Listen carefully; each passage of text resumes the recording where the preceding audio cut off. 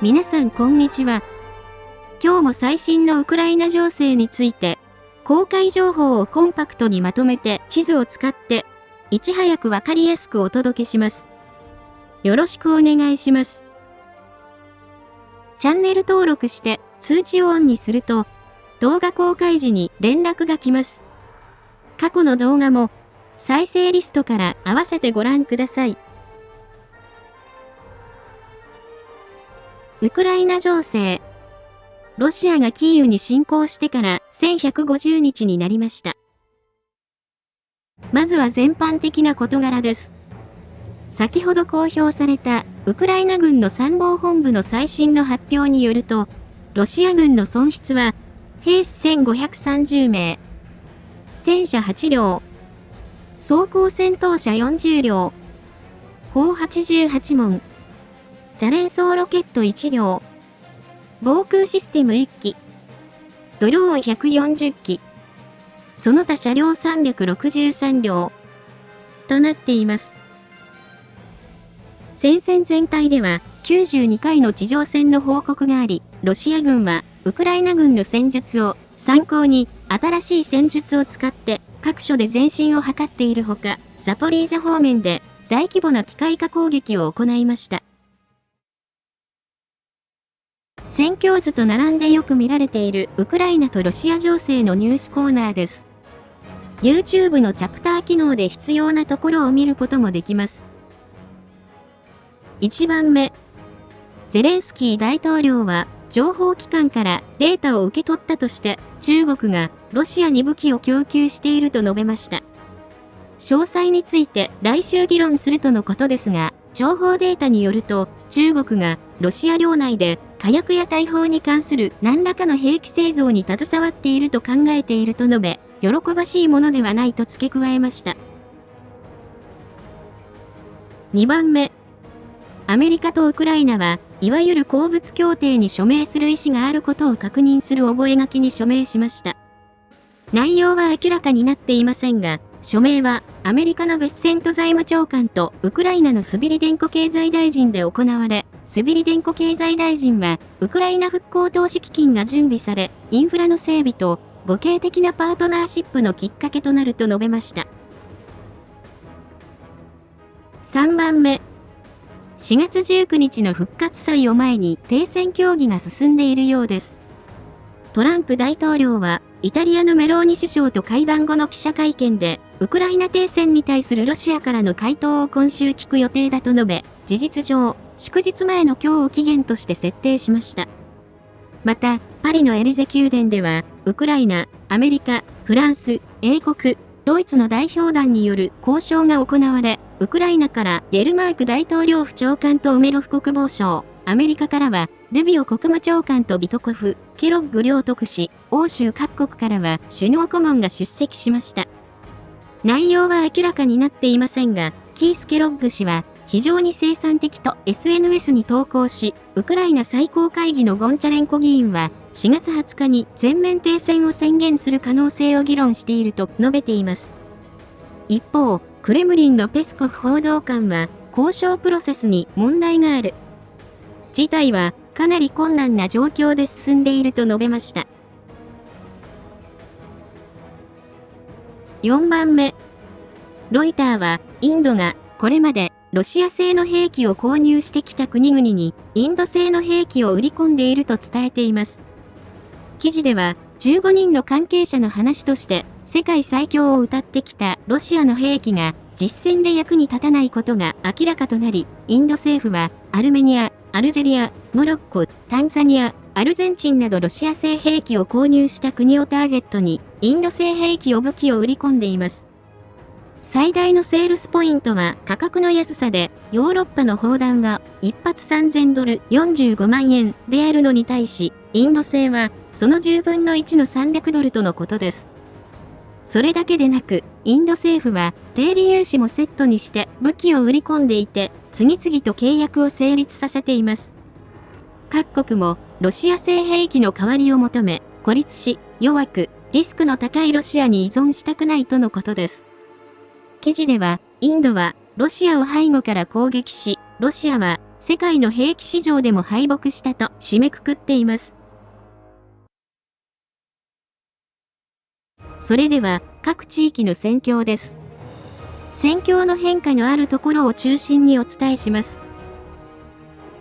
その変化は大画面でフルスクリーン表示にしていただくと、街並みや日付とともに追いかけることができます。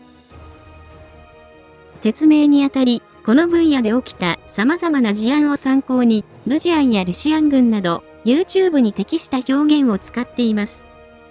また、海外で戦況分析に使っている人がいますので、聞き取りやすい英語の副音声を数時間後に公開しています。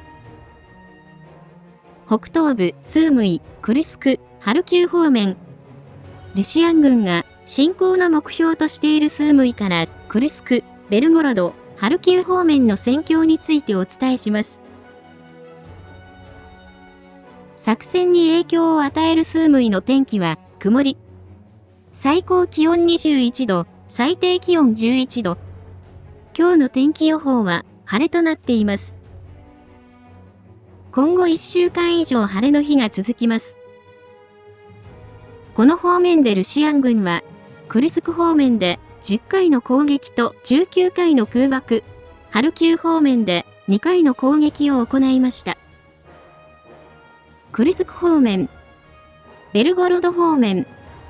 この方面では、ルジアンが損害を出しながら奪還を進め、ウクライナ領内を侵攻しようとしています。ウクライナ側の軍事観察員のマショベツ氏によると、この方面では部隊が引き抜かれ、他の地域に再配置されているとのことで、前進が停滞していると伝えています。反対に、ウクライナ軍は、ビロボディとユナキフカにかけて広がる標高200メートル前後の高台で前進を阻止しています。1番目。オレシュニャ付近では、ルシアン軍の砲撃位置から、ウクライナ軍の最前線が、集落と南東に伸びる森林地帯と考えられ、600メートルの範囲で、ウクライナ軍の占領地を縮小させ、係争地が拡大したとして更新しました。2番目。ゴルナルの礼拝堂では、昨日の動画で、ルジアンの占領をお伝えしましたが、位置情報付きの映像によると、ウクライナ軍が抵抗を続けています。ご覧いただいているのは、ルジアン側の撮影したもので、地図の建物で作戦行動をとっているウクライナ軍の様子となっています。ウクライナ軍は10人から30人程度の部隊が残っていると思われ、修道院内では地上戦となっていることが判明しましたので、戦況図ではその範囲を係争地の拡大として更新しました。2番目。その南東18キロにあるデミドフカでは、ルジアンが攻勢を仕掛け、地上戦となっています。位置情報付きの映像によるとルジアンは、マリネに多連装ロケットで攻撃して、ウクライナ軍の後方を攻撃し、その後、集落でウクライナ軍の陣地となっている建物をドローンで一つ一つ破壊し、その後、歩兵が集落に突入して前進し、集落の南の端に到達しました。ご覧いただいているのは、ルジアンの第155海兵旅団のもので、地図の場所の様子となっています。この攻撃により、ウクライナ軍はデミドフカから撤退し、戦況図では、デミドフカの北東側をルジアンが占領したとして更新しました。面積は2平方キロになります。それ以外のハルキウ方面では、地上戦の情報がなく、戦況図に影響のある情報はありませんでした。北東部ルハンスク州方面。東部チャシフヤール方面。クピャンスクからチャシフヤール方面の戦況についてお伝えします。この方面でルジアンは、クピャンスク方面で少なくとも4回、スバトベ・クレミンナ戦は15回、シベルスク周辺で9回、チャシフヤール方面では5回、トレツクの方向は8回攻撃を行いました。クピャンスク方面。この方面では、ルジアンは、日和見的な攻撃を仕掛けています。そのうち、カミアンカでは、ルジアンが集落の南東の角に取り付いて、ウクライナ軍がドローンで前進を阻止しています。ご覧いただいているのは、ウクライナ軍の第3戦車旅団のもので、ウクライナ軍のドローンが地図の場所の建物の隙間にお邪魔している様子となっています。戦況図では、この建物まで400メートルほど係争地が拡大したとして更新しました。スバトベ・クレミンナ線。この方面でも、ルジアンは前進できそうなところを探して攻撃を仕掛けています。そのうち、クレミンナの北西にあるノベでは、ルジアンが集落の北と南の2方向から正面突撃を行い、ウクライナ軍がドローンで前進を阻止しています。こちらは、ウクライナ軍の第66機械化旅団のもので、北側の攻撃軸の地図の場所にある住宅の中までドローンがお邪魔して道連れとなるルジアンを探している様子となっています。戦況図では、その2つの攻撃軸で前進ルートに沿ってルジアンが占領したとして更新しました。面積は合わせて2平方キロになります。トレツク方面。この方面でもルジアンの攻撃が続いています。1番目。ドルージバの北では、ルジアンが集落の北と西でウクライナ軍陣地を襲撃しました。そのうち、北の攻撃軸では、ルジアンがドローンでウクライナ軍陣地を攻撃し、その後歩兵が突入して陣地を占領しました。ご覧いただいているのはルジアン側のもので、地図の場所の様子となっています。戦況図では、この場所までルジアンが占領したとして更新しました。面積は3平方キロになります。2番目。一方、西側の攻撃軸では、ルジアンの攻撃は失敗し、この場所がウクライナ軍の陣地であることが判明しましたので、1キロの範囲で、係争地からウクライナ軍が奪還したとして更新しました。3番目。トレツク市街地では、再び、ルジアンが市内に浸透し、なるべく遠くに進めるだけ進むという感じで前進しています。今日は、市街地北の鉱山の管理棟の北端、その西の住宅地の北端、その西の施設でルジアンが発見され、ウクライナ軍がドローンで前進を阻止しています。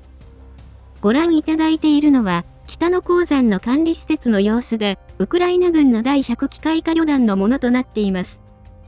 これらの場所は、一度ウクライナ軍が支配していたところですが、すべて係争地として更新しました。4番目。トレツク南西のシカバルカでは、位置情報付きの映像によると、ルジアンが南から集落に入り、旗を立てて占領を主張しました。ウクライナ軍は、スカバルカの北の防衛陣地に後退した模様です。戦況図では、この場所まで、ルジアンが占領したとして更新しました。面積は2平方キロになります。この方面に配置されている第28機械化旅団のアルヒーモフ指揮官は、陸軍テレビに登場し、この方面の戦況について、これまで見たことのないドローンが投入され、上空はロシアン軍のドローンで埋め尽くされていて、あらゆる種類の電子戦装備も投入されている。このような状況は見たことがないと報告しました。南東部ドネツク州、ポクロフスク、コスティアンティノピル、ベリカノボシルカ方面の戦況についてお伝えします。この方面でルジアンは、ポクロフスク方面では29回、コスティアンティノピル、ベリカノボシルカ方面で15回攻撃を行いました。ポクロフスク方面。この方面では、双方が攻撃を行い、ロシアン軍が局所的に防衛線を突破しました。そのうち、ポクロフスクの東にあるミロリュビフカでは、ロシアン軍が2個中隊規模の人員を投入し、装甲車両とオートバイで機械化攻撃を行いました。ご覧いただいているのは、ウクライナ軍の国家警備隊第14チェルボナカリーナ旅団のもので、地図の場所の様子となっています。この攻撃は撃退され、ロシアン軍は兵士240名以上が無力化され、装甲車両とオートバイが破壊されました。この付近は湖があり、防衛線が切れているところとなっていて、ルジアンはオートバイを数多く使うことで、川を容易に渡り攻勢を仕掛けたと考えられます。戦況図では、前進した場所まで係争地として更新しました。それ以外のルジアンの攻撃は、ウクライナ軍が阻止して前進にはつながらず、戦況図に変更はありません。ベリカノボシルカ方面。この方面でもルジアンは前進したところがあります。そのうち、ベリカノボシルカの北にあるドニプロエネルヒアでは、ルジアンが攻撃を行い、集落の2カ所で旗を掲げて占領を主張しました。ご覧いただいているのはルジアン側のもので、戦況図では集落全体をルジアンが占領したとして更新しました。面積は1平方キロとなります。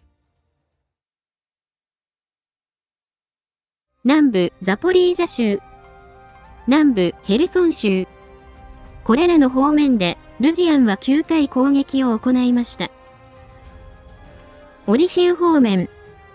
この方面でルシアン軍はオリヒウの南東のマラトクマチカ、南のロボチネ、西のピャティハ滝までの40キロの範囲で大体規模の攻撃を行いました。ウクライナ軍の参謀本部によると、この攻撃は戦車3両、装甲車両40両、バギー10台、320人の兵士で攻勢を仕掛け、ウクライナ軍は戦車3両すべて、装甲車29両を破壊し、兵士140人を無力化したとしています。そのうち、マラトクマチカでは、位置情報付きの映像によると、ルシアン軍の装甲車が煙幕を出しながら前進している様子が確認でき、集落の端まで到達したところで撃退されました。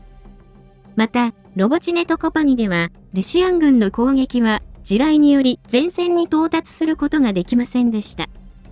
また、ピャティハトキーでは情報がなく、どのような攻撃だったかは不明です。この攻撃により、ルシアン軍の前進は今のところ確認できませんが、戦況図では、マラトクマチカで撃退された地点まで係争地として更新しました。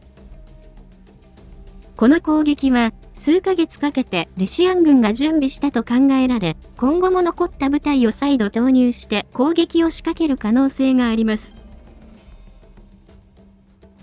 今日は以上です。情勢分析やニュースの感想、最新情報など、ぜひコメント欄にお寄せください。最後に、このチャンネルにはサブチャンネルがあります。また、関連するツイッター、ノート、テレグラム、ニコニコ動画もあります。ノートでは、日々の戦況を無料で読むことができ、ニコニコ動画では、昨年8月までの戦況動画を掲載しています。何かあった時は、これらのメディアで視聴者様にお知らせしますので、ぜひ、どれか一つでもチャンネル登録、フォローの方をお願いします。リンクは概要欄にあります。ご視聴いただきありがとうございました。